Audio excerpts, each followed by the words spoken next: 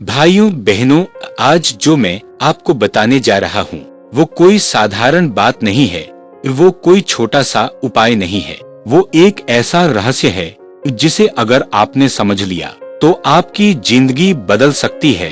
कभी आपने सोचा है कि घर में पैसा आता तो है लेकिन टिकता क्यों नहीं? कभी ऐसा हुआ है कि दिन भर मेहनत की लेकिन रात को हाथ खाली रह गए? कभी ऐसा लगा है कि भाग्य आपका साथ नहीं दे रहा? भाइयों बहनों, ये सिर्फ मेहनत की कमी नहीं है, ये सिर्फ किस्मत की बात नहीं है, यह आपके घर की ऊर्जा का खेल है।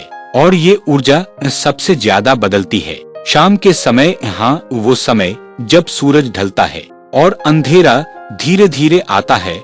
यही वो समय है जब आपके घर के दरवाजे पर दो शक्तियाँ खड़ी होती हैं, एक लक्ष्मी और दूसरी दरिद्रता। अब फैसला आपके हाथ में है कि आप किसे अंदर बुलाते हैं। अगर आपने सही काम किया तो लक्ष्मी आएंगी, अगर गलती हो गई तो दरिद्रता अंदर आ जाएगी। और आज मैं आपको वो उपाय बताने जा रहा हूँ जिससे आप हर शाम लक्ष्मी को अपने घर बुला सकते हैं।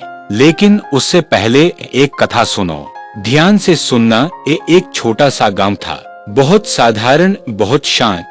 उस गांव में एक आदमी रहता था, नाम था सुरेश। सुरेश बहुत मेहनती था, सुबह जल्दी उठता था, दिन भर काम करता था, लेकिन उसके घर में हमेशा तंगी रहती थी। बच्चे रोते थे, पत्नी परेशान रहती थी और सुरेश अंदर से टूट चुका था। एक दिन वो शाम के समय घर के बाहर बैठा था, सूरज ढल रहा था और उसकी उम्मीद भी। तभी वहाँ से एक संत गुजरे। संत ने उसे देखा और पास आकर बोले, ए बेटा क्यों परेशान है? सुरेश रो पड़ा। उसने कहा, ए बाबा, मेहनत करता हूँ लेकिन घर में पैसा नहीं टिकता। संत मुस्कुराए और बोले, तुम मेहनत सही कर रहे हो लेकिन शाम गलत जी रहे हो। सुरेश हैरान हो गया, शाम गलत? संत बोले, हाँ, शाम वही समय जो तुम्हारी किस्मत तय करता है। अगर शाम संभाल ली तो जिंदगी संभल जाएगी।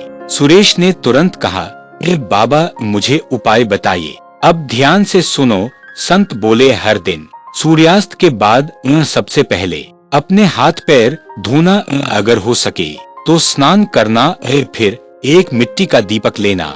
मिट्टी का दीपक क्यों? क्योंकि मिट्टी आपके जीवन का आधार है। अब उस दीपक में सरसों का तेल डालना। सरसों का तेल आपके घर की नकारात्मक ऊर्जा को काटता है।